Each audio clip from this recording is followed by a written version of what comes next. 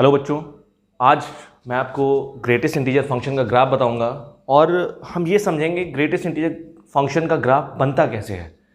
क्योंकि एक ऑप्शन है आप याद कर लो, लेकिन अगर आप ग्राफ को समझ लेते हो तो ट्रांसफॉर्मेशन ऑफ ग्राफ्स में बहुत अच्छा रहेगा आपके लिए। ठीक है, तो बेसिकली हम स्ट्रेटजी समझेंगे ग्राफ कैसे बनता है। तो ग्राफ बनाने से पहले जैसे मैंने आपको बताया था फंक्शन के बारे में, मैंने आपको बताया था, मैंने कहा था कि y बराबर ग्रेटेस्ट इंटीजर ऑफ x, ये फंक्शन है हमारे पास। आपको मैंने क्लियरली मेंशन किया था वहाँ पे कि ये फंक्शन जो है इंटीजर पे अपनी डेफिनेशन बदलता है। 1 से बड़े के लिए कुछ और, 1 से छोटे के लिए कुछ और, 2 से बड़े के लिए कुछ और, 2 से छोटे के लिए कुछ और, 10 से बड़े के लिए कुछ और, 10 से छोटे के लिए कुछ और। तो ये फंक्शन अपनी डेफिनेशन इंटीजर पे बदलता है। इंटीजर्स इस फंक्शन के लिए एज अ टर्निंग पॉइंट होते हैं। बात समझ में आ रही? अब देखिए यहां से मैंने आपसे कहा था कि अगर x की वैल्यू, अगर मैं आपसे कहता हूं ग्रेटेस्ट इंटीजर ऑफ 0.1 0 आएगा, ग्रेटेस्ट इंटीजर ऑफ 0.2 कितना आएगा?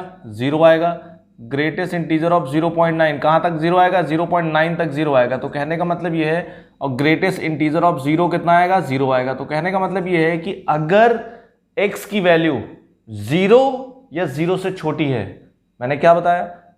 नॉट छोटी। अगर x की वैल्यू 0 या 0 से बड़ी है लेकिन 1 से छोटी है, ध्यान से सुनिएगा, अगर x की वैल्यू 0 है या 0 से बड़ी है लेकिन 1 से छोटी है तो उसका ग्रेटेस्ट इंटीजर हमेशा क्या होगा? हमेशा 0 होगा। बात समझ में आ रही नहीं आ रही है? आप कोई भी वैल्यू लो, 0 या 0 से बड़ी और 1 से छोटी लो, उसका ग्रेटेस्ट इंटीजर आप निकाल के देखो, हमेशा 0 आएगा। ठीक, सिमिलरली अगर आप x की वैल्यू 1 लेते हो या 1 से बड़ी लेते हो लेकिन 2 से छोटी लेते हो, 1.1, 1.2, 1.3 ऐसे करते करते आप 1.9 तक लेते हो, तो उसका ग्रेटेस्ट इंटीजर क्या रहेगा? 1 ही रहेगा। तो अगर x की वैल्यू 1 या 1 से बड़ी है लेकिन 2 से छोटी है तो उसका ग्रेटेस्ट इंटीजर हमेशा कितना रहता है? उसका ग्रेटेस्ट इंटीजर हमेशा 1 रहेगा। बात समझ में आपको आ रही होगी? ठीक, अब देखिए ध्यान से, तो मैं उसको, इस फंक्शन को क्या करूंगा? इंटीजर्स में ब्रेक करूंगा। क्योंकि आपको मैंने बताया था जो x एक्सिस होती है वो डोमेन एक्सिस होती है। जो भी इनपुट होता है फंक्शन का वो x एक्सिस पे रिप्रेजेंट किया जाता है, और जो आउटपुट होता है फंक्शन का वो y एक्सिस पे रिप्रेजेंट किया जाता है। ये मैंने आपको क्लियरली मेंशन किया था जब पढ़ाया था, डोमेन बताया था मैंने। ठीक, तो हम क्या करेंगे? x एक्सिस को, रियल लाइन को किस में ब्रेक करेंगे? 0 से 1, 1 से 2, 2 से 3, 3 से 4, 4 से 5, 5 से 6, 6 से 7, -1 से 0, -2 से -1, -3 से -2, -4 से -3 ब्रेक करेंगे। ब्रेक करने के बाद फिर देखते हैं क्या होता है फंक्शन का बिहेवियर। ठीक, तो ध्यान से समझिए, हमने क्या किया? x की वैल्यू क्या ले ली? x की वैल्यू 0 या 0 से बड़ी है लेकिन किससे छोटी है? 1 से छोटी है। अगर ऐसा होता है तो ग्रेटेस्ट इंटीजर क्या होता है? 0। x की वैल्यू 1 या 1 से बड़ी है लेकिन 2 से छोटी, तो उसका ग्रेटेस्ट इंटीजर कितना होगा? 1। x की वैल्यू 2 या 2 से बड़ी है लेकिन 3 से छोटी है तो उसका ग्रेटेस्ट इंटीजर 2। x की वैल्यू 3 या 3 से बड़ी है लेकिन 4 से छोटी, तो उसका ग्रेटेस्ट इंटीजर कितना होगा? 3। x की वैल्यू 4 या 4 से बड़ी है लेकिन 5 से छोटी है, उसका ग्रेटेस्ट इंटीजर कितना होगा? 4। इतनी बात समझ आई नहीं है? अब थोड़ा सा माइनस में ले लेता हूँ। x की वैल्यू -1 या -1 से बड़ी है लेकिन 0 से छोटी है तो हो जाएगा उसका -1। x की वैल्यू -2 या -2 से बड़ी है, -1 से छोटी है तो कितना हो जाएगा? -2। बात समझ आई नहीं आई? x की वैल्यू -3 या -3 से बड़ी है लेकिन -2 से छोटी है तो कितना हो जाएगा? -3। x की वैल्यू -4 या -4 से बड़ी है लेकिन -3 से छोटी है तो कितना आ जाएगा? -4। बात समझ आई नहीं आई? तो हमने ब्रेक कर लिया और हमने देखा कि जब हम 0 से 1, 1 से 2, 2 से 3, 3 से 4, 4 से 5 में ब्रेक करते हैं, इन इंटीजर्स में ब्रेक करते हैं, तो y किसके बराबर होता है? 0, 1, 2, 3, 4। आपको पता है ये y बराबर समथिंग, अगर y बराबर हमारे पास कोई कांस्टेंट लिखा है तो आपको पता होना चाहिए। जैसे मैं आपसे कहता हूँ y बराबर कोई कांस्टेंट ले लेता हूँ a, तो ये जो लिखा है हमारे पास ये क्या है? ये एक स्ट्रेट लाइन है। क्या है ये? इसको बोलते हैं स्ट्रेट लाइन। क्या है ये? Straight line parallel to what? Parallel to x axis. ये एक स्ट्रेट लाइन है जो x एक्सिस के क्या है? पैरेलल है। ठीक, तो अब देखो हम क्या इन बातों को ध्यान में रखते हुए ग्राफ ड्रॉ करेंगे और समझेंगे ग्राफ बनता कैसे है इसका। ठीक है, अब ध्यान से देखिए, ध्यान से समझिए। तो हमने क्या बनाया, कार्टेशियन प्लेन बनाया, ठीक, हमने बनाया कार्टेशियन प्लेन बनाया। ये हमारे पास क्या है, 0 है, ये 1 है, ये 2 है, ये 3 है, ये 4 है और ये 5 है। ये कितना है, -1 है, ये हमारे पास -2 है, ये हमारे पास -3 है, ये हमारे पास -4 है। ऐसे -5 भी होगा।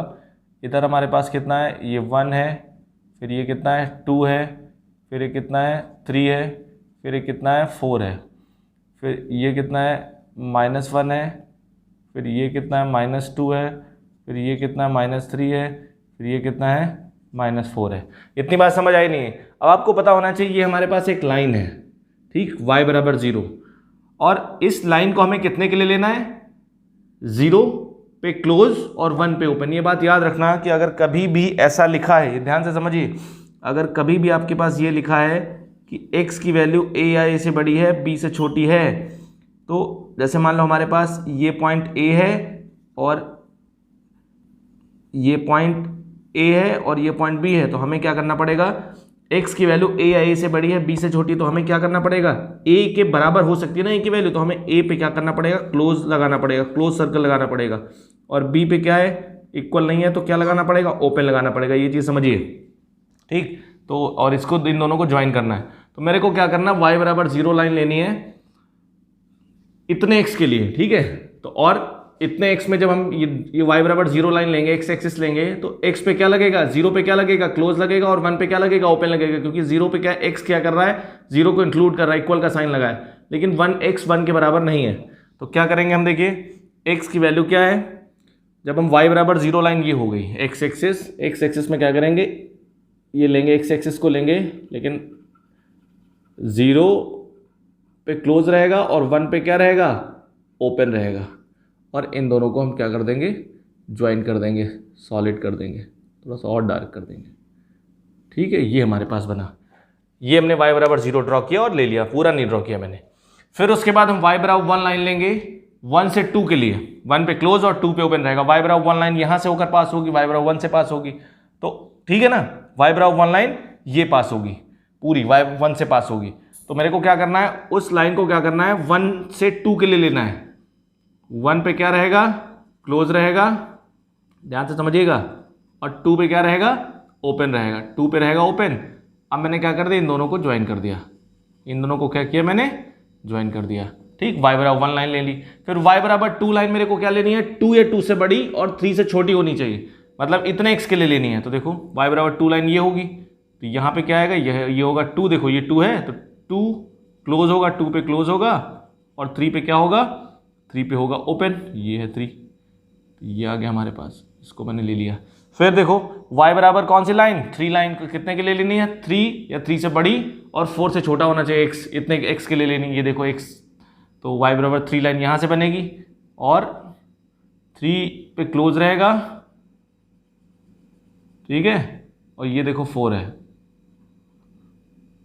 इस पे ओपन रहेगा, ठीक। ऐसे करते करते आप आगे ड्रॉ करते चले जाओ। अब देखो y बराबर -1 लाइन, y बराबर -1 लाइन, ये -1 लाइन ऐसे करके बनेगी, लेकिन क्या है, -1 पे क्या रहेगा बताइए, -1 पे क्लोज रहेगा, -1 पे क्या रहेगा, क्लोज रहेगा, और 1 पे क्या रहेगा बताओ, 0 पे क्या रहेगा, ओपन रहेगा। तो यहाँ पे 0 पे हमने ओपन बना दिया और इन दोनों को ज्वाइन कर दिया, ठीक।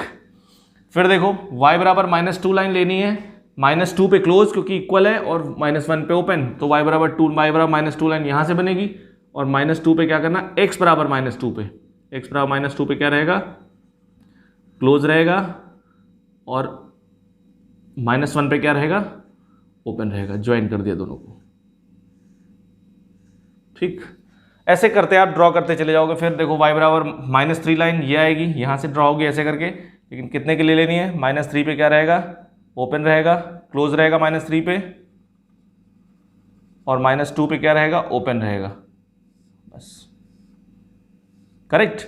अभी मान लो आपसे कोई पूछता है 0.5 की वैल्यू बताइए ग्राफ से, तो 0.5 कहाँ पे है, 0.5 कहीं यहाँ पे आएगा, ये ग्राफ है ना, ये तो पॉइंट ग्राफ पे ही है, तो इसके करस्पॉन्डिंग y की वैल्यू क्या आ रही है, 0। मैं आपसे कहता हूँ 1.5 की वैल्यू बताओ, तो 1.5 कहाँ आएगा, कहीं यहाँ पे आएगा, आएगा नहीं आएगा, इसके करस्पॉन्डिंग ग्राफ पे पहुँचिए, 1.5 के करस्पॉन्डिंग ग्राफ पे पहुँचिए आप, ये आया 1.5, इसके करस्पॉन्डिंग वैल्यू कितनी आ रही है 1। मैंने आपसे कहा 2.9 की वैल्यू बताओ, 2.9 की 2.9 यहाँ पे आएगा, इसके करस्पॉन्डिंग ग्राफ पे पहुँचेंगे हम, ये आएगा ग्राफ, कितनी आएगी वैल्यू 2। तो कहने का मतलब है अगर आपको ग्राफ से वैल्यूज़ को देखना है तो सबसे पहले आप जिस पॉइंट पे वैल्यू फाइंड करनी है आपको, उस पॉइंट पे पहुंचिए आप। मैंने क्या बोला, जिस पॉइंट पे वैल्यू आपको फाइंड करनी है उस पॉइंट पे आप पहुंचिए। उस पॉइंट पे आप पहुंच जाते हैं तो फिर आप देखिए क्या वो पॉइंट ग्राफ पे है कि नहीं है। अगर ग्राफ पे है तो उसके करस्पॉन्डिंग आप y वैल्यू बता दो, लेकिन अगर मान लो वो पॉइंट ग्राफ पे नहीं है तो उस पॉइंट से या तो ऊपर की तरफ या आप नीचे की तरफ, परपेंडिकुलर ऊपर की तरफ या परपेंडिकुलर नीचे की तरफ आप जाओगे, ग्राफ पे पहुंचोगे, पहले उस पॉइंट के करस्पॉन्डिंग ग्राफ पे पहुंचोगे, फिर उसके जब ग्राफ पे आप पहुंच जाओगे तो वहां से y पे देखोगे वैल्यू क्या आ रही है, वही वैल्यू पॉइंट की हो जाती है। तो अगर इस ग्राफ को हम देखें तो इसको हम बोलते हैं ग्रेटेस्ट इंटीजर फंक्शन बोलते हैं, या इसी का एक और नाम होता है बॉक्स फंक्शन, या इसी का एक और नाम होता है, ये सीढ़ी की तरह दिखता है, इसको बोलते हैं स्टेप फंक्शन। क्या बोलते हैं इसको, स्टेप फंक्शन। ठीक, इसको बोला जाता है स्टेप फंक्शन, सीढ़ी फलन। ठीक, इसमें कोई दिक्कत आपको नहीं आनी चाहिए। अब देखिए इसका जो डोमेन होता है, इसका डोमेन होता है रियल नंबर होता है, कुछ भी रखो, लेकिन जो इसका रेंज आएगा, रेंज ऑफ फंक्शन, वो हमारे पास क्या आएगा, इंटीजर आएगा। आप कुछ भी रखो लेकिन जो आपको इंटीजर मिलेगा, आउटपुट मिलेगा, हमेशा इंटीजर मिलेगा। ठीक है, ये function basically greatest integer function का ग्राफ है। और बहुत अच्छे अच्छे क्वेश्चंस बन सकते हैं यहाँ से, एरिया का क्वेश्चन बन सकता है, और बोल सकते हो कंटिन्यूटी, डिफरेंशिएबिलिटी, लिमिट में इसका बहुत ज़बरदस्त यूज़ है। ठीक है, तो ये ग्राफ है हमारे पास। ठीक, बहुत इंपॉर्टेंट ग्राफ है, आपको पता होना चाहिए। अगर आप ग्राफ को, बहुत सारे लोगों को मैंने देखा है ग्राफ को क्या करते हैं, स्केल से बनाते हैं, तो स्केल वगैरह यूज़ मत करें ग्राफ बनाने के लिए, आप स्केल यूज़ मत करें, आप प्रैक्टिस करें, अपने आप हाथ सेट हो जाएगा आपका। ठीक है, तो इस ग्राफ को आप देखिए, अगर आपको कहीं कोई दिक्कत होती है तो वीडियो को रोकिए, फिर से रिपीट करिए और फिर से देखिए। ठीक है, अभी तक मैंने आपको ग्राफ बताया, अब हम बात करते हैं बेसिकली प्रॉपर्टीज़ क्या क्या होती हैं इसकी। ठीक, तो properties of greatest integer function देख लेते हैं।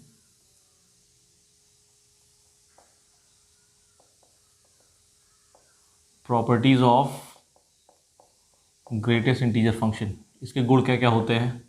पहला देखिए, फर्स्ट प्रॉपर्टी कहती है कि बेसिकली ग्रेटेस्ट इंटीजर जो होता है वो x या x से बड़ा होता है, x-1 से छोटा होता है, ये आपको पता होना चाहिए।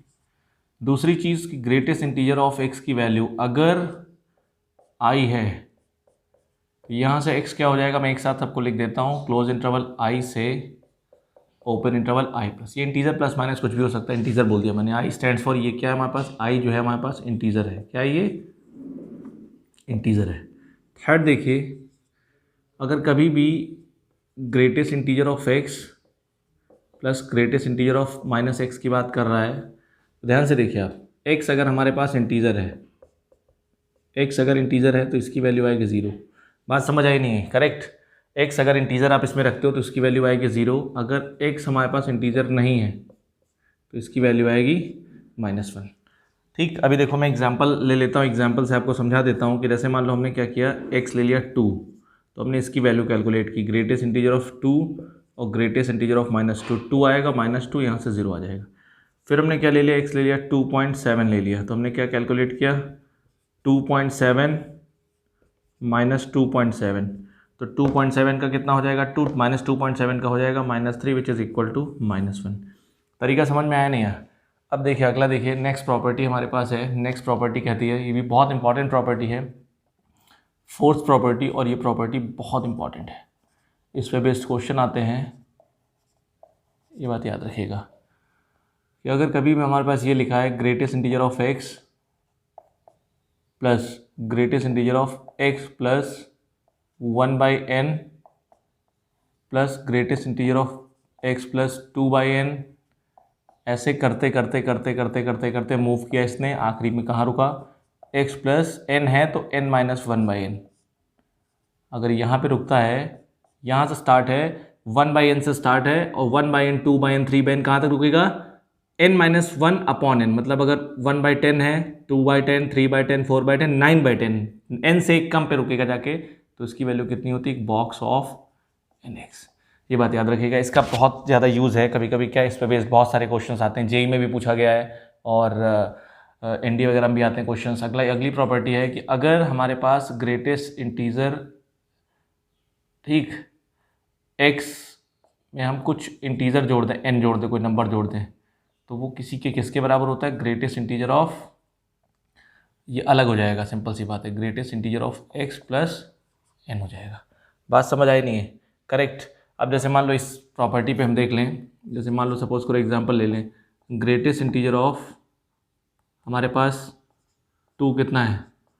2 है, ठीक। तो अगर हम क्या कर दें, इस 2 में 7 जोड़ दें तो किसके बराबर होगा? इसका ग्रेटेस्ट इंटीजर आप निकाल लो, इसका पता है आपको, 7 बाहर जोड़ दो तो 2 + 7 कितना हो जाएगा? 9 हो जाएगा, नहीं हो जाएगा? तो कहने का मतलब है या आप इसका कैलकुलेट करो। तो ये चीज़ है कि अगर आप x में कोई इंटीजर जोड़ते हो तो ये इंटीजर बाहर हो जाता है, इस पूरे ग्रेट x के इंटीजर में ऐड हो जाता है। जैसे मान लो क्या किया आपने, 2.5 का ग्रेटेस्ट इंटीजर कितना है? 2 है। आपने क्या कर दिया, 2.5 में 100 जोड़ दिया, इंटीजर है ना, ये वैल्यू इंटीजर है। तो आप जब इसको जोड़ दोगे तो सिंपल सी बात है, पूरा कैलकुलेट ना करो, आप क्या करो, इसका ग्रेटेस्ट इंटीजर निकाल लो 2.5 का, 2.5 100 इसमें अलग से जोड़ दो, 100 जोड़ दोगे तो ये हो जाएगा 2 और ये हो जाएगा 100, 100 + 2, ठीक, करेक्ट। ये चीज़ आपको पता होनी चाहिए। आप ध्यान से देखिए, बस ऑलमोस्ट इतनी प्रॉपर्टी होती हैं, ठीक, और इन प्रॉपर्टीज़ को ध्यान में रखिए और बहुत जगह यूज़ आती हैं, ठीक। उसमें से ये प्रॉपर्टी बहुत इंपॉर्टेंट है, ये वाली, ठीक। अब देखिए हम इसे इरेज करते हैं, अब एक नेक्स्ट फंक्शन की तरफ बढ़ते हैं। उस फंक्शन का नाम है फ्रैक्शनल पार्ट ऑफ फंक्शन, ठीक। क्या नाम है? Fractional part of function. Fractional part of function बहुत वो भी इंपॉर्टेंट रोल प्ले करता है, क्योंकि ये सारे फंक्शंस स्पेशल फंक्शंस की कैटेगरी में आते हैं। आज हम स्पेशल फंक्शंस को क्लोज कर देंगे, ठीक है। अब देखिए ध्यान से, अब हम अगला फंक्शन आपको डिस्कस करते हैं। अगला फंक्शन हमारे पास है फ्रैक्शनल पार्ट ऑफ फंक्शन। क्या है? Fractional part of function. Fractional part of function, ठीक, इसको हम बोलते हैं भिन्नात्मक भाग फलन। अब देखिए ध्यान से, फ्रैक्शनल पार्ट ऑफ फंक्शन क्या कहता है, इसका नोटेशन क्या होता है, तो पहले नोटेशन समझ लेते हैं। y बराबर, अगर किसी फंक्शन पे हमने ये करली ब्रैकेट लगा दिया, ये दिस इज कॉल्ड, तो उसे हम क्या बोलने लगते हैं? फ्रैक्शनल पार्ट ऑफ फंक्शन बोलने लगते हैं। Is called fractional, is called fractional part of function of x। बात समझ आई नहीं? it always returns fractional value, या बोल सकता हूँ decimal value. it always returns decimal value. ये बात समझिएगा, ये कौन कौन सी वैल्यू रिटर्न करता है? डेसिमल वैल्यू रिटर्न करता है, ये बात याद रखिएगा। जो दशमलव वाला भाग होता है या फ्रैक्शनल वैल्यू होती है उसको रिटर्न करता है, ये बात समझिएगा, ठीक। और आपको पता है जो डेसिमल पार्ट होता है, ये समझिए, और जो ये ग्रेटेस्ट इंटीजर होता है ये हमेशा 0 या 0 से बड़ा होगा, क्योंकि कोई नंबर है उसका डेसिमल पार्ट कुछ भी नहीं है तो मतलब 0 है, तो या तो इसकी वैल्यू 0 होगी या 0 से बड़ी होगी हमेशा। छोटी किससे होगी? 1 से, क्योंकि फ्रैक्शनल पार्ट कभी भी 1 नहीं हो सकता, ये बात याद रखिएगा। 0.1 हो सकता है लेकिन 1 कभी नहीं हो सकता है, करेक्ट। 0.9 तक हो सकता है, क्योंकि 0.9 के बाद वो जुड़ के 0 हो जाता है, कंप्लीट इंटीजर बन जाता है, ठीक है। तो जो इसकी वैल्यू होगी वो हमेशा इसके बीच में लाई करेगी, ठीक। ये बात समझिएगा आप, कोई दिक्कत? अब जैसे मान लो 5.1 लिखा तो बहुत सारे लोग कहेंगे देखिए सर फ्रैक्शनल पार्ट क्या है इसका? 1 है। 1 नहीं, वो 0.1 है, ठीक है, करेक्ट। समझिएगा बात को। अब देखिए जैसे मान लो हमारे पास क्या लिखा है, ये हो गया। अब थोड़ा समझते हैं। जैसे मान लो हमारे पास क्या है, कोई नंबर है, पहले ये समझ लेते हैं इसको कैलकुलेट कैसे करते हैं, ठीक। तो एग्जाम्पल देखिए, इसको क्या बोलते हैं, ये बात याद रखिएगा, इसको हिंदी में कैसे बोलेंगे? ये जो लिखा फंक्शन इसको बोलेंगे x का भिन्नात्मक भाग। x का भिन्नात्मक भाग, किसी भी नंबर पे, किसी भी फंक्शन पे अगर हम ये लगा देते हैं, कर्ली ब्रैकेट लगा देते हैं, तो इसका मतलब हो जाता है उसका फ्रैक्शनल पार्ट, हम उसके फ्रैक्शनल पार्ट में इंटरेस्टेड हैं, ठीक। अब ध्यान से देखिएगा, समझिएगा। तो जैसे मान लो हमारे पास क्या है कि कोई नंबर है, जैसे मान लो मैंने ले लिया 2 का फ्रैक्शनल पार्ट कितना होगा? इसमें कोई फ्रैक्शनल पार्ट है ही नहीं तो मतलब 0। मैंने ले लिया 2.1, तो आप ये बताइए इसका फ्रैक्शनल पार्ट कितना होगा? 0.1। मैंने आपसे कह दिया 2.9, फ्रैक्शनल पार्ट कितना होगा? 0.9, ठीक। मैंने बोल दिया 0 का फ्रैक्शनल पार्ट कितना होगा? 0 का फ्रैक्शनल पार्ट होगा 0। कोई दिक्कत इसमें? अभी देखिए मैं अब निगेटिव नंबर की बात करता हूँ, थोड़ा निगेटिव नंबर का निकालना थोड़ा सा मुश्किल हो जाता है। अभी देखिए ध्यान से, निगेटिव नंबर का बताने से पहले, एक्सप्लेन करने से पहले मैं कुछ चीज़ें आपको बताता हूँ। ये बात समझिए, कोई भी नंबर जैसे मान लो आपके पास लिखा है, कोई भी नंबर अगर आपके पास लिखा तो इसके पास दो पार्ट होते हैं बेसिकली। एक होता है इंटीजर पार्ट या इंटीग्रल पार्ट। इंटीजर वाले पार्ट को हम क्या बोलते हैं? Integral part. क्या बोलते हैं? इंटीग्रल पार्ट ये होता है। और दूसरा जो हमारे पास होता है उसको बोलते हैं फ्रैक्शनल पार्ट। क्या बोलते हैं? या डेसिमल पार्ट। क्या बोलते हैं? Fractional part. ये समझिएगा, ठीक। तो जैसे मान लो सपोज करो नंबर हमारे पास x है, तो x के एक नंबर मैंने मान लो x ले लिया, तो ये बात याद रखिएगा, किसी भी नंबर के फ्रैक्शनल पार्ट को किससे रिप्रेजेंट करते हैं समझिएगा। नंबर अगर हमने x ले लिया तो x के फ्रैक्शनल x के इंटीग्रल पार्ट को कैसे रिप्रेजेंट करेंगे? Box of x। और फ्रैक्शनल पार्ट को किससे रिप्रेजेंट करेंगे? Curly bracket of x। ये नोटेशन होता है। x को हमने ऐसे ब्रेक करके लिख दिया, तो ये हमारे पास एक रिलेशन आ गया। ये रिलेशन बहुत इंपॉर्टेंट है, बेहद इंपॉर्टेंट है। इक्वेशंस वगैरह सॉल्व करने में इसका यूज होता है, वेरी इंपॉर्टेंट। किसी भी नंबर को हम ऐसे लिख सकते हैं, उस नंबर के इंटीग्रल पार्ट को हमने एक फंक्शन बना दिया, उस नंबर के डेसिमल पार्ट को मैंने दूसरा फंक्शन बना दिया। बात समझ आई नहीं आई? तो कहने का मतलब ये हमारे पास कोई नंबर अगर x है तो x के अगर बॉक्स ऑफ x लिखा तो मतलब ये x का इंटीग्रल पार्ट बताएगा। अगर आपको फ्रैक्शनल पार्ट चाहिए तो ये क्या बताएगा? फ्रैक्शनल पार्ट बताएगा, ठीक। तो किसी भी नंबर का आपको अगर इंटीग्रल पार्ट चाहिए तो उस पर बॉक्स लगा दो, बड़ा ब्रैकेट लगा दो। अगर किसी भी नंबर का आपको फ्रैक्शनल पार्ट चाहिए तो उस पर क्या लगा दो? कर्ली ब्रैकेट लगा दो। बात समझ आई नहीं है? चलिए अब देखिए ध्यान से।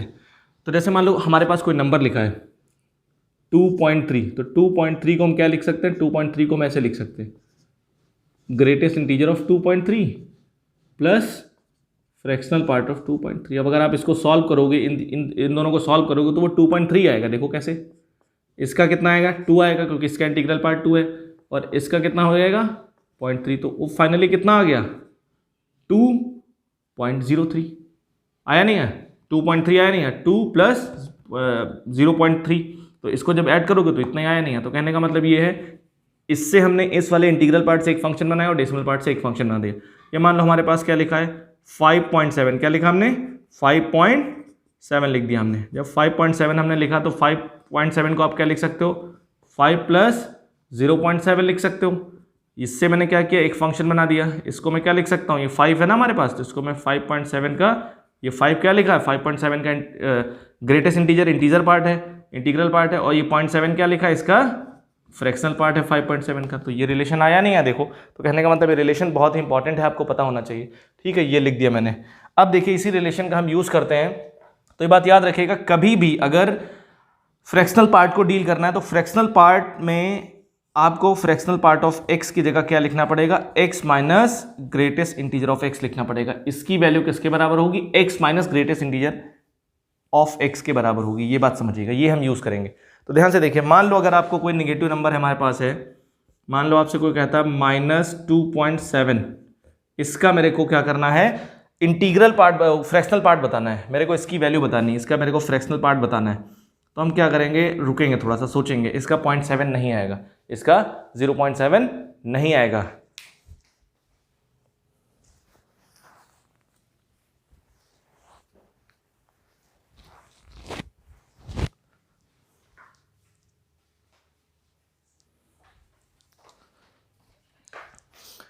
ठीक, इसकी वैल्यू 0.7 नहीं आएगी। कैसे? अब ध्यान से समझो। क्या हम करेंगे? अगर कभी भी निगेटिव नंबर का फ्रैक्शनल पार्ट फाइंड करना है, ध्यान से सुनिएगा, कभी भी निगेटिव नंबर का फ्रैक्शनल पार्ट फाइंड करना है तो हमें इस प्रॉपर्टी का यूज करना होगा। ये जो प्रॉपर्टी इसका यूज करना होगा। तो देखो हम क्या लिख सकते हैं, यहां से क्या लिख सकते हैं बताइए? यहां से हम लिख सकते हैं फ्रैक्शनल पार्ट ऑफ x बराबर x minus greatest integer of x। अब मेरे को किसका फ्रैक्शनल पार्ट चाहिए? -2.7 का, तो -2.7 इसमें रख दो। क्या रख दो? -2.7 x बराबर -2.7 इसमें रख दो। जब -2.7 आपने रख दिया तो कितना आ गया आपके पास? ये आया। अब इसको सॉल्व करो, इसको सॉल्व करोगे तो हो जाएगा -2.7 और इसका ग्रेटेस्ट इंटीजर पार्ट कितना हो जाएगा? -3, माइनस माइनस क्या हो जाएगा? +3। तो 3 में से 2.7 जाएगा, कितना बचेगा? +0.3। तो कहने का मतलब है किसी भी नंबर का फ्रैक्शनल पार्ट निगेटिव नहीं हो सकता। ये बात समझिएगा। स्टार्टिंग में मैंने आपको बताया था फ्रैक्शनल पार्ट ऑफ x की वैल्यू 0 से 1 के बीच में आएगी। निगेटिव नंबर का फ्रैक्शनल पार्ट ये नहीं कि निगेटिव हो जाएगा, फ्रैक्शनल पार्ट हमेशा पॉजिटिव होता है।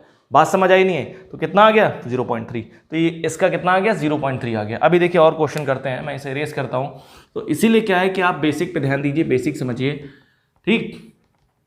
और निगेटिव नंबर अगर मान लो आते हैं तो थोड़ा सा वहाँ पे अवेयर रहना, आपको समझदारी के साथ काम करना है, आपको ऐसे डायरेक्टली नहीं बोल देना है, ठीक है। आपको क्या करना है, इस प्रॉपर्टी का यूज़ करना है और आपको आंसर लिखना है, ठीक है। अब देखिए जैसे मान लो मैंने एक और एग्जांपल लिया, मैंने आपसे कहा बताइए फ्रैक्शनल पार्ट ऑफ -9.1, तो हमने क्या किया तुरंत, हमें पता है इसकी जगह हम क्या लिख सकते हैं, मेरे को ये चाहिए, तो तुरंत मैंने क्या किया, एक प्रॉपर्टी यूज़ करी, क्योंकि मैंने आपको बताया था इसकी जगह क्या लिख सकते हैं, ये लिख सकते हैं। मैं एकदम बेसिक से बता रहा हूँ, स्टेप बाय स्टेप आपको बता रहा हूँ। मेरे को किसकी वैल्यू चाहिए, 9.1 की वैल्यू चाहिए, 9.1 की वैल्यू चाहिए, तो -9.1, तो मैंने इसमें -9.1 रख दिया। जब मैंने -9.1 रखा तो ये हो जाएगा -9.1 और -9.1 -9, और इसका ग्रेटेस्ट इंटीजर पार्ट कितना हो जाएगा -10, तो माइनस माइनस क्या हो जाएगा +10 हो जाएगा, तो कहने का मतलब कितना हो जाएगा 0.9 आ जाएगा। तो कितना आंसर आ जाएगा इसका आ गया -9.1 0.9। तो आपको क्या करना है, आपको याद कैसे रखना है, आप ये देखो 10 से ये कितना कम है 0.9, तो ये 0.9 हो जाएगा। आपको कैसे याद रखना है, किसी भी निगेटिव नंबर का अगर आपसे कोई पूछे -8.3, तो आप ये बताओ 8.3 जो अगला इंटीजर है 8 के बगल में, 8 के बगल में जो इंटीजर है 9, इससे बड़ा वाला, उससे कितना कम है, ये कितना कम है बताइए, इसमें कितना जोड़ दें, ये 0.7 कम है। 8 के बगल में इंटीजर क्या 9, बात समझ आई नहीं है, तो 9 से कितना कम है 0.7, तो ये पॉइंट, इसमें हम कितना जोड़ दें कि इंटीग्रल बन जाए 0.7, प्लस का हमेशा लेना है। अभी देखिए -1.8, इस 0.8 में कितना जोड़ दें कि इंटीजर बन जाए, प्लस का 0.2, -7.6, इस 0.6 में कितना जोड़ दें कि इंटीजर बन जाएगी 0.4, प्लस का लिख देना है। ये तरीका होता है, ऐसे करो आप, चाहे आप ऐसे करो। बात समझ आई नहीं है। अब देखिए थोड़ा सा एक इंपॉर्टेंट क्वेश्चन कर लेते हैं जो बहुत ही ज़रूरी है, आपको आना चाहिए, ठीक है। अभी देखिए ध्यान से, जैसे मान लीजिए सपोज करिए हमारे पास क्या है, हमारे पास ये बहुत इंपॉर्टेंट क्वेश्चन है, मेरे से कह रहा है बताइए पाई का फ्रैक्शनल पार्ट क्या होगा, ठीक। और पाई की वैल्यू ये पूछे, ये वेरी इंपॉर्टेंट क्वेश्चन, बहुत इंपॉर्टेंट सवाल। तो पाई की वैल्यू हमारे पास कितनी होती है, पाई की अप्रॉक्सीमेट वैल्यू होती है 3.14, ठीक। कितनी होती है 3.14 होती है, समझिएगा बात को, ठीक। अब देखिए ध्यान से 3.14 होती है, तो अगर मान लो आपसे पूछा था इसका फ्रैक्शनल पार्ट बताइए, तो बहुत सारे लोग इसका आंसर लिख देंगे पाई का फ्रैक्शनल पार्ट होता है 0.14, जो कि क्या है, गलत है, ये रॉन्ग है। मैं इसीलिए क्या रॉन्ग आंसर लिख के क्रॉस कर देता हूँ कि भविष्य में आपसे ऐसी गलती ना हो।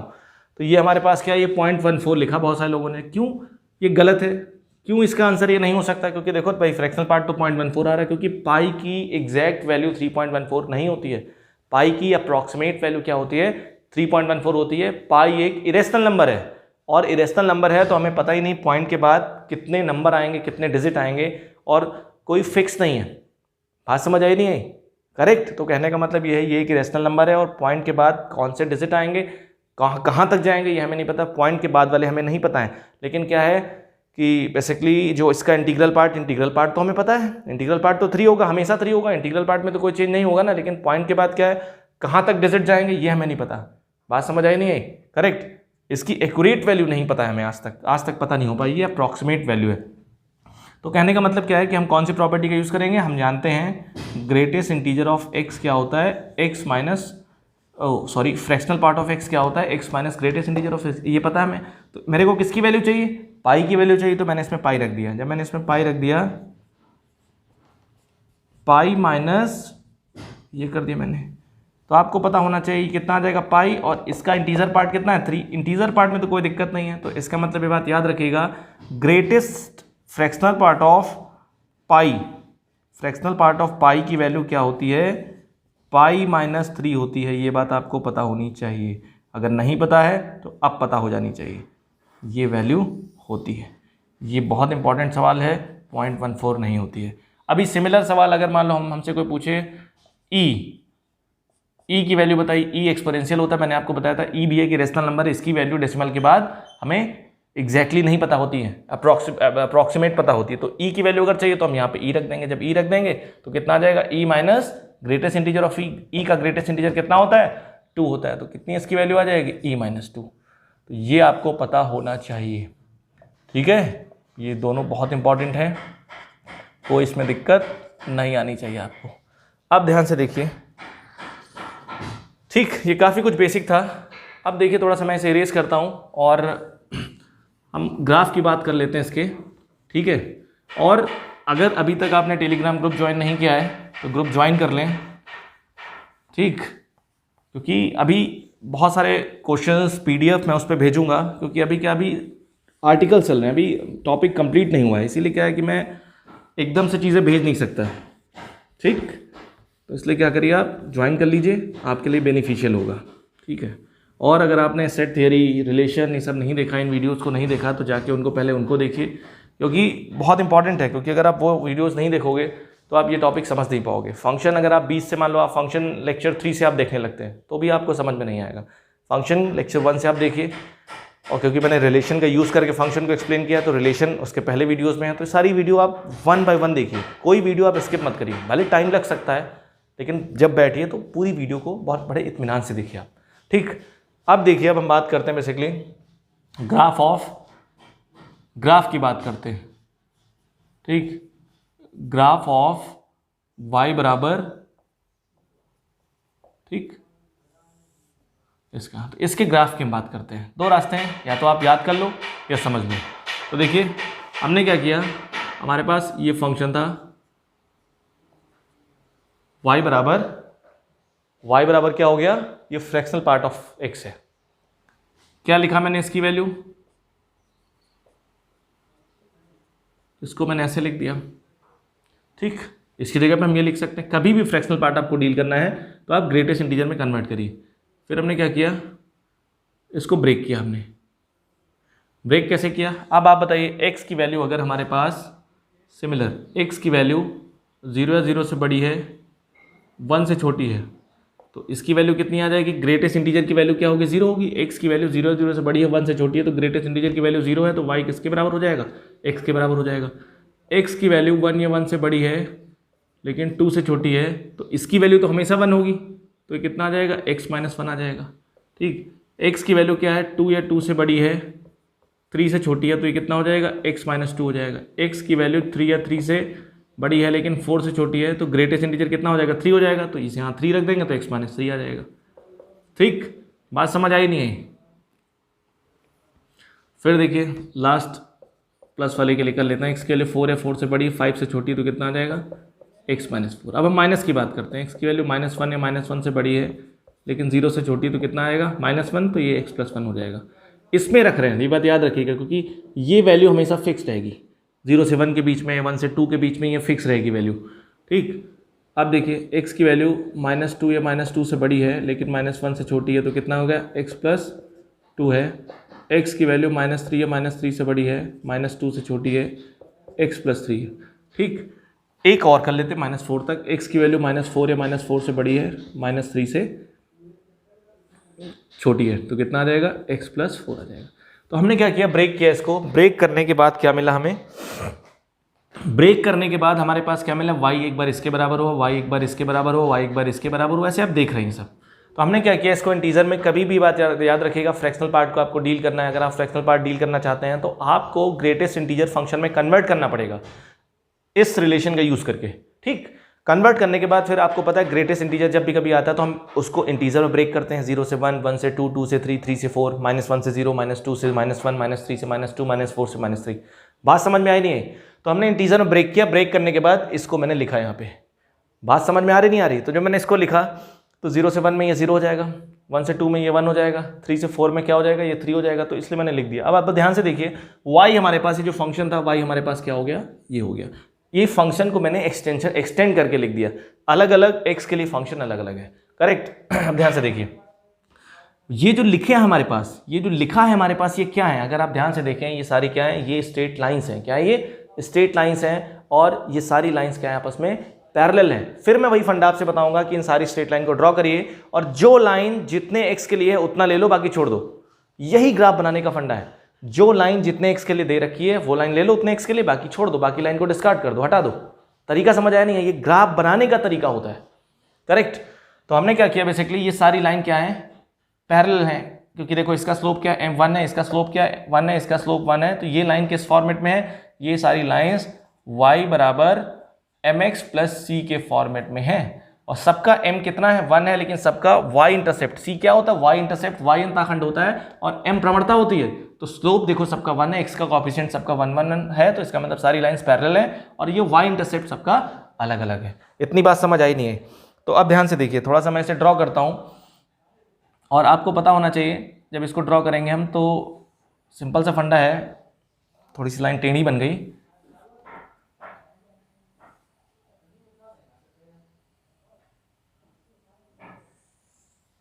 ठीक। कोशिश करते बनाने की, कैसे बनता है ग्राफ। अगर बनाना आप जान जाते हो तो कोई दिक्कत ही नहीं रहती। हम क्या ब्रेक करते हैं, इसको लिखा मैंने 0, ये हमारे पास 1 है, ये 2 है, ये हमारे पास कितना है?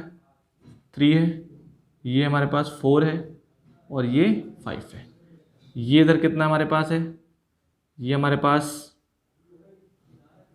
मैं इसको ले लेता हूँ -1, ठीक। मैंने इसको लिया -1, -2,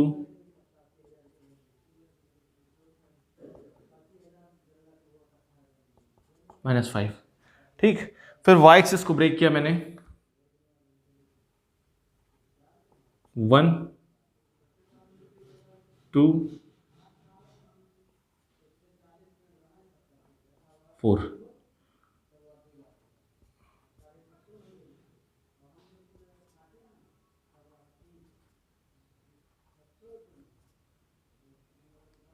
ठीक। अब हमने क्या किया, y बराबर x लाइन ड्रॉ करी। आपको पता है y बराबर x लाइन ओरिजिन से पास होती है, ठीक। ये फंडा कुछ इधर से पास होगी, यहाँ से कुछ ऐसे करके। तो हमने जब y बराबर x लाइन ड्रॉ करी, ये हमारे पास y बराबर x लाइन है। ये कौन सी लाइन है? ये y बराबर x लाइन है, ठीक। अब y बराबर x -1 लाइन कहाँ से पास होगी? इसका भी स्लोप सब 45 एंगल पे रहेंगे, क्योंकि स्लोप 1 है भाई। स्लोप का मतलब tan थीटा 1 है, तो थीटा 45 होगा। सारी लाइन 45 पे इंक्लाइन होंगी और ये -1 से पास होगी। कहाँ से पास होगी? y एक्सिस पे -1 से पास होगी। तो -1 से, और x एक्सिस पे कहाँ कट करेगी? जब y 0 होगा तो ये 1 कब यहाँ से पास होगी। ये लाइन हमने ड्रॉ करी, ठीक। ये लाइन 2 से पास होगी, 2 -2 से पास होगी, ये यहाँ से पास हुई, ठीक। ये लाइन ऐसे करके पास हुई। ये लाइन 3 -3 से पास होगी, ठीक। ये लाइन कुछ ऐसे करके पास होगी। थोड़ा सा एग्जैक्टली मेजर करके नहीं बन रहा है। अगली लाइन में 4 -4 से पास होगी, कुछ ऐसे करके, यू लाइन, ठीक। अब ध्यान से देखिए, ये थोड़ा सा टेढ़ा हो रहा है, ऐसे करके यूँ हो रहा है, लेकिन वो सीधा होगा, ठीक है। अब ध्यान से देखिए, माइनस की बात करते हैं। ये कहाँ से पास होगी? ये वाली लाइन जो मैंने बनाई है, ये y बराबर x माइनस x प्लस 1 है। y बराबर ये लाइन कौन सी है? x प्लस 1 है। और ये लाइन y बराबर x प्लस 2 है, ये y बराबर x प्लस 3 है, ये y बराबर x प्लस 4 है। तो ये लाइन कहाँ से पास होगी? -1 से पास होगी, ठीक। कोई दिक्कत इसमें? ठीक, एक मिनट। ये लाइन हमारे पास है y बराबर -1 -2 -3 -4, ठीक। ये लाइन बन गई। अब ध्यान से देखिए, y बराबर x प्लस 1 की हम बात करते हैं, ठीक। y बराबर x प्लस 1 की ड्रॉ करते हैं। y बराबर x प्लस 1 को ड्रॉ करेंगे तो y x प्लस 1, y बराबर आपको पता है y बराबर x प्लस 1 लाइन जब हम ड्रॉ करेंगे तो ये y एक्सिस को कहाँ कट करेगी? जहाँ पे x 0 होगा तो 0,1 पे कट करेगी। x एक्सिस को कहाँ कट करेगी बताइए? यहाँ पे y 0 होगा, -1 पे कट करेगी। तो ये लाइन बनी हमारे पास, ये वाला लाइन बनी, ये लाइन बन गई, ठीक। और -2 की जब बात करेंगे तो ये लाइन ऐसे करके बनी, ठीक। -3 की बात करेंगे तो ऐसे करते बनती चली जाएगी। तो अब देखो क्या करना है, ये सारी लाइन है, लेकिन मेरे को क्या करना है, इन सभी लाइन को हमने ड्रॉ किया। y बराबर x लाइन मैंने कितने के लिए ली, 0 से 1 के लिए ले ली, 0 से 1 के लिए ये बन गया। 1 पे देखो क्या लगेगा, 0 से 1 के लिए लेंगे तो 1 पे ओपन लगेगा, ये 0 से 1 x की वैल्यू 0 है, ये 0 है 0 पे, और 1 से लेंगे हम तो यहाँ पे क्या लगा देंगे, ओपन लगा देंगे। बात समझ आई नहीं? करेक्ट। अब y बराबर x माइनस 1 लाइन बनी है 1 से 2, 1 पे क्लोज लगेगा, 2 पे ओपन लगेगा। देखो 1 पे क्या लगा, क्लोज लगा, y बराबर x माइनस 1 को देखो, और 2 पे क्या लगा, देखो 2 ये है हमारे पास, 2 पे लगेगा, ओपन लगा, ठीक। और ये ले लेंगे, इसके बीच का ले लेंगे, ठीक है।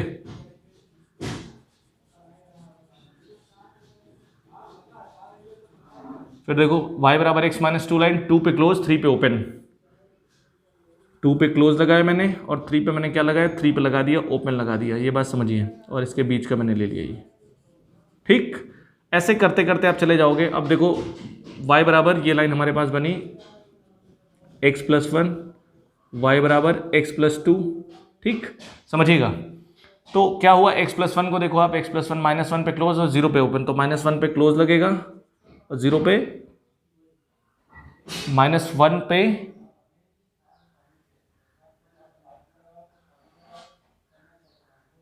क्लोज लग गया और 0 पे ओपन, हाँ 0 पे ओपन लगा, ये 0 है हमारे पास, ठीक, ये समझिएगा। तो देखिए ये क्या आ रहा हमारे पास, ये कुछ ऐसे करके ग्राफ मिल रहा है, ठीक, ये बात याद रखिएगा। आगे भी ऐसे ड्रॉ करोगे तो ग्राफ मिलता चला जाएगा। तो आप देख रहे हैं ग्राफ क्यों ऐसे मिला हमें, क्योंकि ये लाइंस हमने ड्रॉ करी, ये ग्राफ का ओरिजिनेशन है, ग्राफ ऐसे बनता है। अब इसका मैं फाइनल ग्राफ बनाता हूँ, क्या बनेगा, आपको क्या करना है, ठीक, आपको ये हमारे पास 0 है, 0 से 1 में जाना है, यहाँ पे ऐसे कर देना है, फिर इसी के नीचे क्या करना है, सारे पैरेलल होंगे आपस में। समझ में आ रहा नहीं है, सारी लाइंस पैरेलल क्यों हैं, क्योंकि ये सब लाइंस के पार्ट हैं, पैरेलल लाइंस के पार्ट हैं।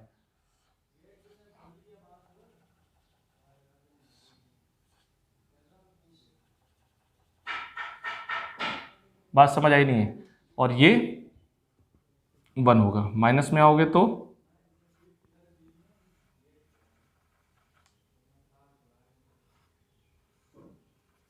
बात समझ आई नहीं है? ये हमारे पास किसका ग्राफ बना, ये फ्रैक्शनल पार्ट ऑफ फंक्शन का ग्राफ बना, ये x हो गया और ये y हो गया, ये 0 है, ये 1 है, ये 2 है, ये 3 है, ये 4 है, 5 है, ये -1 है, -2 ऐसे करके, ठीक है। तो कहने का मतलब है कि ये समझिएगा आप। तो देखो 1 पे क्या है, 1 से छोटे के लिए क्या है, 1 से बड़े के लिए ये वाला ग्राफ होगा, 1 से छोटे के लिए ये वाला ग्राफ है। तो कहने का मतलब है ये ग्राफ बन गया हमारे पास। ये ग्राफ किसका है, ये ग्राफ हमारे पास है फ्रैक्शनल पार्ट ऑफ फंक्शन का है। सारी ये जो लाइंस ऐसे करके बनी हैं, ये सब क्या है, पैरेलल हैं, क्योंकि ये सभी पार्ट्स जो हैं पैरेलल लाइंस के पार्ट हैं, ये समझिएगा आप।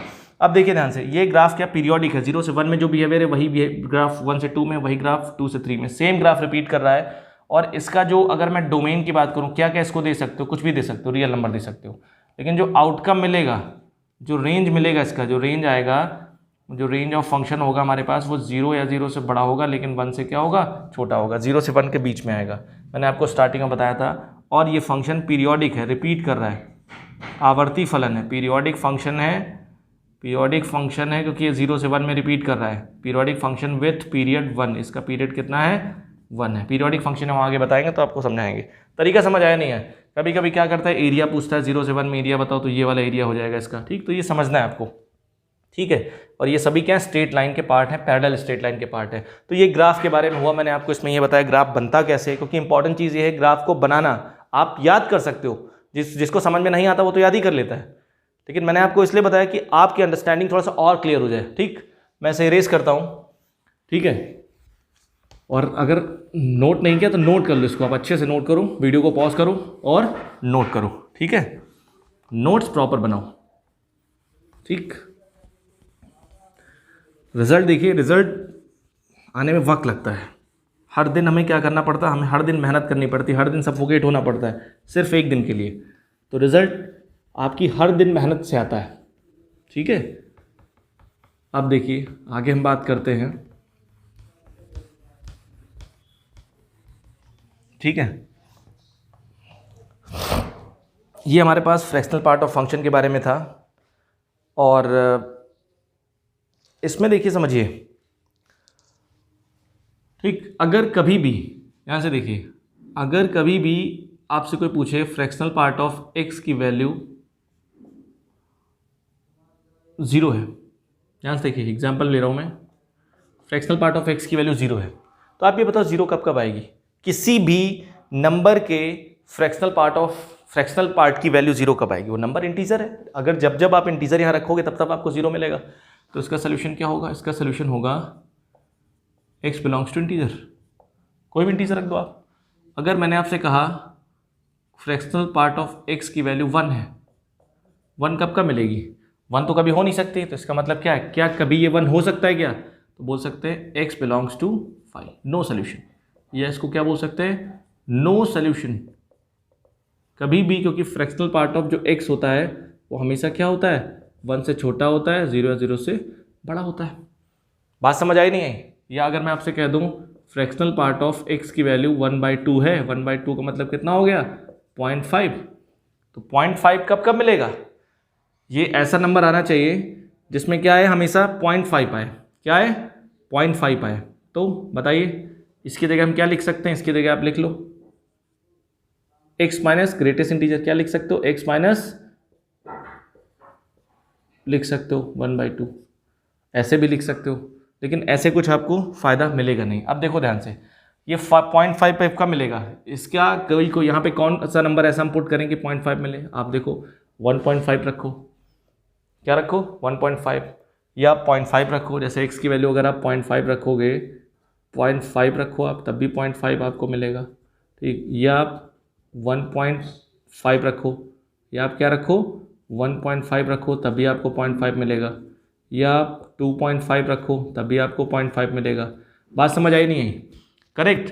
तो इसकी वैल्यू हमें क्या मिलेगी? कोई भी इंटीजर रखो यहाँ पे, लेकिन उसमें उसका जो पार्ट होना चाहिए, कौन सा? फ्रैक्शनल पार्ट होना चाहिए, वो क्या आना चाहिए? 0.5 होना चाहिए।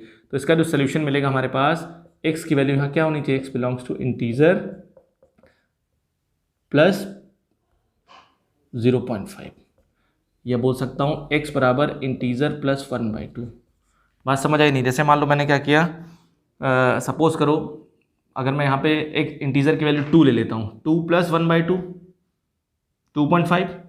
अगर मैं यहाँ पे 10 ले लेता हूँ 10.5, या मैं मान लो -2 ले लेता हूँ, -2 में 0.5 जोड़ूंगा, कितना आएगा बताइए? -1.5। तो कहने का मतलब ये है -1.5 आ जाएगा, -1.5 का 0.5 आ जाएगा। तो कहने का मतलब इंटीजर प्लस 1/2 ये आ जाएगा। ये बात याद रखिएगा। तरीका समझ आया नहीं है? अब देखिए ध्यान से समझिए, इनका यूज़ कैसे करता है, इसको मैं रेस कर रहा हूँ, ठीक। ग्राफ भी हो गया इसका। अब देखिए फ्रैक्शनल पार्ट ऑफ फंक्शन या ग्रेटेस्ट इंटीजर फंक्शन का यूज़ कैसे करता है, इक्वेशंस वगैरह में कैसे यूज़ करेगा, लिमिट वगैरह में बहुत ज़बरदस्त यूज़ है इसका, इंटीग्रेशन में बहुत ज़बरदस्त यूज़ है। तो देखिए समझिए कैसे यूज़ करेगा। आपको क्या करेगा, एक क्वेश्चन देगा, चलो एक काम करते हैं, पहले सिग्नम फंक्शन पढ़ लेते हैं। अब बात करते हैं हम सिग्नम फंक्शन की। कौन सा function? Signum function. Signum function, इसको हम बोलते हैं सिग्नम फलन। मैंने आपको बताया था, हिंदी में पहले लिख दिया था। तो देखो क्या है, ये एक फंक्शन होता है y बराबर, इसको कैसे नोटेशन इसका होता है? SGN। क्या लिखते हैं? SGN of x। और इसके बराबर में क्या लिखते हैं? y बराबर, अगर कभी भी ऐसे लिखा है SGN ऑफ x, तो इसको क्या बोलते हैं? Is called signum function of x। इसको हम x का सिग्नम फंक्शन बोलते हैं, ठीक। एंड डिफाइंड बाय, इसको डिफाइन कैसे करते हैं? सिग्नम ऑफ x की वैल्यू क्या होगी? यहां से सिग्नम ऑफ x की वैल्यू होगी मॉड x अपॉन x या x अपॉन मॉड x। आप दोनों में से कोई एक यूज कर सकते हो। x अपॉन मॉड x, अगर कभी भी सिग्नम ऑफ x लिखा है तो क्या हो जाएगा? x अपॉन मॉड x या मॉड x अपॉन x। इसको डिफाइन कैसे करते हैं? देखो x पॉजिटिव अगर होगा तो पॉजिटिव का मॉड क्या होता है? x होता है, वही सिंपल वही हो जाएगा। तो x और x का कैंसिल होकर 1 आ जाएगा। x अगर 0 से छोटा होता है तो ये -x हो जाएगा, तो -x अपॉन x -1 आ जाएगा। x बराबर 0 पे इसको क्या मान लिया गया? 0 मान लिया गया। अब यहाँ पे एक सवाल उठता है, सर x बराबर 0 अगर आप रख दोगे तो ये 0/0 फॉर्मेट बन जाएगा। लेकिन ये फंक्शन को डिफाइन करने के लिए लेट कर लिया गया, क्योंकि इनिशियल स्टेज में क्या है कि अगर आप किसी फंक्शन को डिफाइन करोगे तो कुछ ना कुछ तो लेट करोगे ना भाई। 0 पे वैल्यू कहाँ से लाओगे? तो उसने क्या किया, 0 पे 0 मान ली वैल्यू। इसका कोई भी एक्सप्लेनेशन नहीं है। अगर कोई ये कह रहा है कि इसका एक्सप्लेनेशन ये नहीं, वो लॉजिक लगा के समझा सकता है आपको, लेकिन क्या है, ये इनबिल्ड फंक्शन है, ये बनाया गया, x बराबर 0 पे वैल्यू 0 मान ली गई, करेक्ट। अब ध्यान से देखिए, एग्जाम्पल में समझता हूँ। तो ये सिग्नम फंक्शन है और इसकी डेफिनेशन ये होती है, ये आपको पता होना चाहिए, बेसिक है। अभी देखिए एग्जाम्पल की अगर मैं बात करूँ तो मान लो अगर आपसे मैंने पूछा सिग्नम ऑफ x प्लस 1, तो आप कैसे लिखोगे, mod of x plus 1 upon x plus 1। ठीक, कैसे ब्रेक करोगे, आप इसको ब्रेक करोगे कि अगर x प्लस 1 की वैल्यू 0 से बड़ी है तो कितना आ जाएगा, 1 आ जाएगा। x प्लस 1 की वैल्यू 0 है तो आ जाएगा 0। x प्लस 1 की वैल्यू अगर 0 से छोटी है तो कितना आ जाएगा, -1। अगर मैं आपसे पूछूं सिग्नम ऑफ साइन x, तो क्या आ जाएगा, mod of sine x upon sine x। कैसे ब्रेक करेंगे इसको, सिग्नम के अंदर जो भी लिखा है अगर वो पॉजिटिव है तो क्या आ जाएगा, 1। अगर जो भी लिखा वो 0 है तो कितना आ जाएगा, 0। और जो भी सिग्नम के अंदर लिखा वो अगर 0 से छोटा है तो कितना आ जाएगा, -1। तो आप देख रहे हैं सिग्नम का जो आउटकम आ रहा है या तो 1 आ रहा है या -1 आ रहा है या 0 आ रहा है। तो मतलब सिग्नम का जो रेंज होता है वो 1, 0, -1 होता है। आप इनपुट कुछ भी रखो, आप तरीका समझ आया नहीं है। अब देखिए क्या करते हैं, इसके ग्राफ की बात कर लेते हैं। मैं इसको इरेज करता हूँ। जैसे मान लो आपसे कोई पूछे सिग्नम ऑफ 2 कितना होगा, तो 2 क्या है, 0 से बड़ा है तो 1 आएगा। सिग्नम ऑफ 3 क्या होगा, 1 आएगा। पॉजिटिव नंबर का सिग्नम क्या होता है, हमेशा 1। नेगेटिव नंबर का सिग्नम -1 और 0 का सिग्नम 0। इसे मैं इरेज कर रहा हूँ और मैं इसके ग्राफ की बात करता हूँ। ठीक है, इसका ग्राफ समझ लीजिए। ये फंक्शन बहुत ज़्यादा यूजफुल नहीं होता है क्योंकि बहुत ज़्यादा नहीं आता है इसका यूज़, ठीक है। बट कभी कभी क्या होता है, रेंज इसका पूछ लेता है। रेंज इंपॉर्टेंट है क्योंकि अगर आप पहचान नहीं पाओगे सिग्नम फंक्शन है तो रेंज बताने में थोड़ा सा दिक्कत हो सकती है। ठीक है, अभी ध्यान से देखिए, इसके ग्राफ की हम बात करते हैं। ठीक, तो इसका ग्राफ क्या है, graph of signum of x। तो देखो जैसे मान लो हमारे पास क्या है, y बराबर सिग्नम ऑफ x। इसका ग्राफ कैसे इसको डिफाइन करते हैं, mod of x upon x। ठीक, क्या आएगा, 1 आएगा जब x क्या होगा, पॉजिटिव होगा। x बराबर अगर 0 होगा तो कितना आएगा, 0 आएगा। x की वैल्यू अगर 0 से छोटी होगी तो कितना आएगा, -1 आएगा। कोई दिक्कत इसमें, आप ध्यान से समझिए। y बराबर 1 क्या, एक लाइन है, स्ट्रेट लाइन है, वो भी x एक्सिस के पैरेलल। y बराबर 0 क्या है, x बराबर 0 पे y की वैल्यू 0 मिल रही, मतलब ओरिजिन मिलेगा।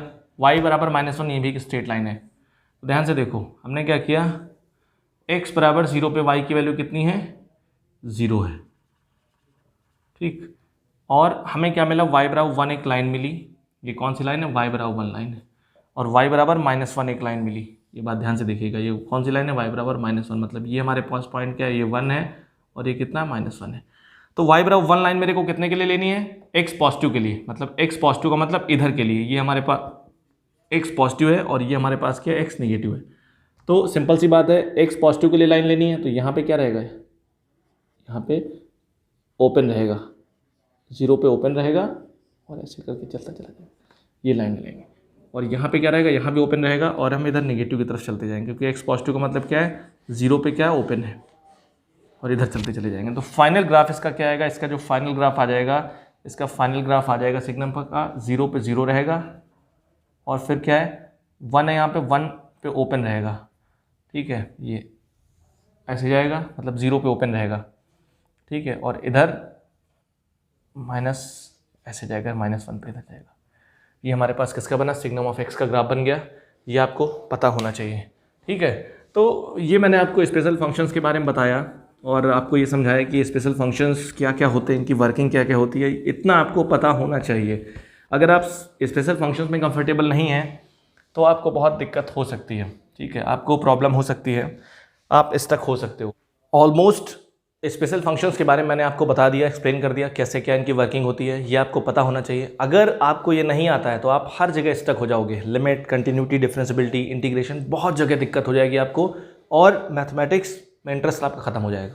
तो मैथ्स में अगर आपको इंटरेस्ट बनाए रखना है तो चीज़ों को बेसिक से उठाइए आप। ठीक है, बेसिक से उठाओगे तो सब कुछ जान जाओगे। अगर आप बीच से उठाओगे चीज़ों को तो बिल्कुल समझ नहीं पाओगे आप। अगर कोई चीज़ आपको परेशान कर रही है तो आप जड़ से ख़त्म करिए उसे, तभी आप एक्सपर्ट हो सकते हैं, अदरवाइज आप एक्सपर्ट नहीं हो सकते हैं। ठीक, तो कुछ क्वेश्चन मैं आपको दे रहा हूँ, इन क्वेश्चंस को आप सॉल्व करके टेलीग्राम वाले ग्रुप पे भेजिए मुझे। ठीक है, ये आपका SW है। ठीक, अभी देखिए ध्यान से, जैसे मान लो मैंने लिखा ये आपका SW है। इन क्वेश्चंस को आप सॉल्व करिए और भेजिए मुझे। क्वेश्चन नंबर 1 क्या कहता है? क्वेश्चन नंबर 1 हमारे पास है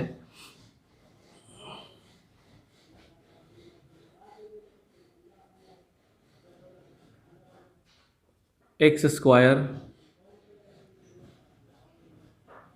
प्लस मॉड x माइनस 2। ठीक, फाइंड ऑल सॉल्यूशंस, इनके सभी हल बताइए। सॉल्यूशंस। क्वेश्चन नंबर 2 कहता है ग्रेटेस्ट इंटीजर ऑफ x का whole of square 5 greatest integer plus 6 बराबर 0। x की वैल्यू बताओ क्या क्या होगी। अगला question number 3 fractional part of x² minus 5 fractional part of x plus 6 बराबर, ये फ्रैक्शनल पार्ट है, x की वैल्यू बताओ क्या होगी। अगला देखिए क्वेश्चन नंबर 4 लिखा हमारे पास, ये लिखा है मॉड ऑफ, यहाँ पे लिखा है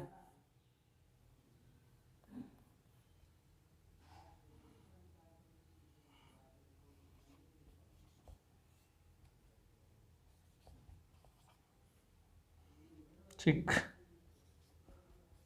x की वैल्यू बताइए। ये 4 क्वेश्चन हैं, ये SW आपका, इनको सॉल्व करिए और बताइए मुझे। ठीक है, टेलीग्राम वाले ग्रुप पे भेजिए। ठीक, और देखिए क्वेश्चंस जो मैं भेजता हूँ प्रैक्टिस करिए आप। लोग पूछते हैं सर कहाँ से पढ़ें, अभी क्या करिए आप, अभी आपका सिर्फ काम है आप नोट्स जो मैं आपको बनवा रहा हूँ, ये जो आपको कंटेंट दे रहा हूँ, कंटेंट करिए, इतना आपके लिए इनफ है अभी। ठीक, क्योंकि जब पूरा टॉपिक हो जाएगा तो मैं पूरे टॉपिक से रिलेटेड आपको क्वेश्चंस भेज दूंगा। ठीक, और आप लोग लगाइए। लगाने के बाद जो क्वेश्चंस फंसेंगे तो एक मैं उसकी डाउट क्लास ले लूँगा, मैं क्वेश्चन नोट कर लूँगा और फिर मैं डाउट क्लास एक ले लूँगा उसकी, और उस पर मैं आपको जो भी डाउट आपके होंगे डिस्कस कर दूँगा। ठीक है, तो आज की क्लास में ही रोकते हैं। ठीक, और नेक्स्ट क्लास में, नेक्स्ट वीडियो में आपसे मिलता हूँ इसी एनर्जी के साथ। तब तक के लिए थैंक यू।